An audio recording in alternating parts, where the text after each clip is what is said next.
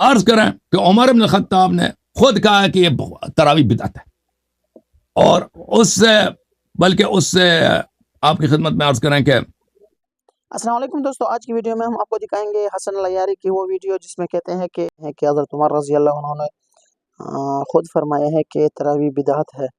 تو پہلے ہم آپ کو یہ حسن العیاری کی یہ ویڈیو دکھائیں گے، تو اس کے بعد ہم آپ کو مولانا منظور بنگال صاحب کی انشاءاللہ وہ ویڈیو دکھائیں گے جو تراویح کے بارے میں ہے۔ پہلے یہ آپ ویڈیو دیکھیں۔ انہوں نے جو بات کہی ہے کہ رسول پاک صلی اللہ علیہ وسلم نے نماز پڑھائی ہے جماعت، یہ بالکل جھوٹ کہہ رہے ہیں۔ انہوں نے حدیث پہ توجہ نہیں دیا ہے، اس کا غلط ترجمہ کر رہے ہیں۔ اس میں یہ جملے نہیں ہے کہ رسول پاک صلی اللہ علیہ وسلم نے ان کو جماعت کرائی ہے۔ وہ رسول پاک صلی اللہ علیہ وسلم اپنے حجرے میں نماز پڑھ رہے تھے، صحابہ نے حجرے کے پیچھے سے انہوں نے اقتداء کیا۔ اس میں یہ نہیں کہ رسول پاک صلی اللہ علیہ وسلم نماز پڑھا رہے تھے، انہوں نے ان کے اذن کے بغیر، اجازت کے بغیر پڑھی ہے۔ اور یہ ملاحظہ فرمائیے، یہ کتاب سے یہ بخاری ہے، چاپ دار احیاء تراث العربی، یہاں پہ باب صلاۃ اللیل میں اس زید بن ثابت کی حدیث کو دیکھیں۔ یہ حدیث ہم پہلے پڑھ چکے ہیں۔ زید بن ثابت نے کہا کہ رسول پاک صلی اللہ علیہ وسلم نے مسجد میں اپنے لیے ایک حجرہ بنایا تھا چٹائی کا، رمضان میں اس میں نمازیں پڑھتے تھے۔ فصلی بصلاۃ ناس من اصحابہ، کچھ صحابہ نے جب وہ دیکھا کہ وہ نماز پڑھ رہے ہیں تو انہوں نے ان پہ اقتداء کیا۔ تو یہ نہیں کہ پیغمبر صلی اللہ علیہ وسلم اگر نماز پڑھانا چاہ رہے تھے تو خود کہہ دیتے کہ آؤ میرے پیچھے نماز پڑھو۔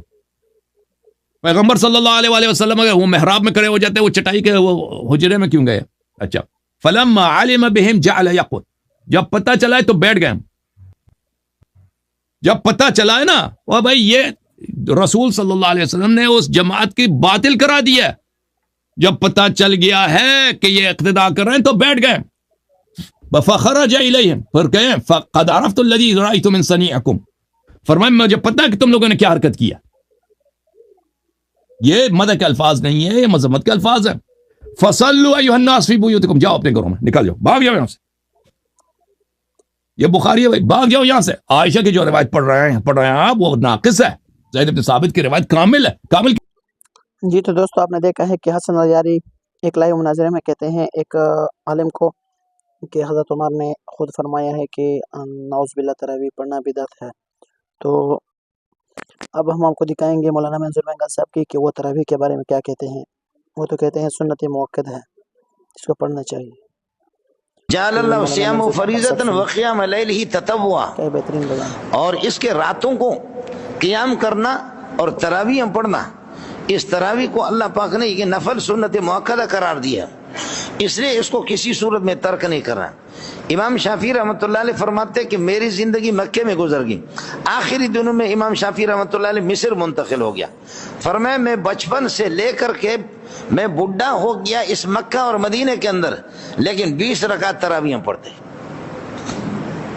20 رکعت تراویح، رکعت 20 رکعت۔ اب ہم پر خدا کا عذاب مسلط ہو گیا کہ مولوی بھی خاموش ہو گیا، میں ادھر بھونکتا رہا، لیکن اس سے کیا ہو گیا؟ ہم غریبوں کے بھونکنے سے اللہ کا عذاب ہو گیا ہم پر کہ حرم شریف کے اندر بھی ایک بے دین بادشاہ آ کر کے، بے دین نے، اس نے اللہ کا بھلا کر یہ کہ 10 کر دیا۔ خبردار، 20 رکعت سنت موقدہ ہے، 20 رکعت سنت موقدہ، اور اس نے اگر 20 کو 10 کر دیا تو یہ کوئی عالم نہیں ہے، یہ کوئی خدا ترس انسان نہیں ہے، یہ کامل مومن بھی نہیں ہے، یہ وہ بندہ ہے کہ حرم کے دائیں بائیں، اور حرم کے اندر اب یہ ہے کہ وہاں یہ چکرے بھی بنا رہا ہے اور یہ سینما گھر بھی بنا رہا ہے، یہ سینما گھر بھی بنا رہے مکہ اور مدینہ کے اندر، اور یہ رافضیوں کو وہاں جگہ بھی دے رہا ہے، یہ یہودیوں کو وہاں جگہ دے رہا ہے۔ اگر یہ 20 کو اس نے 10 کر دیا ہے تو اس کو کون کہے گا کہ کیا ابو بکر آئے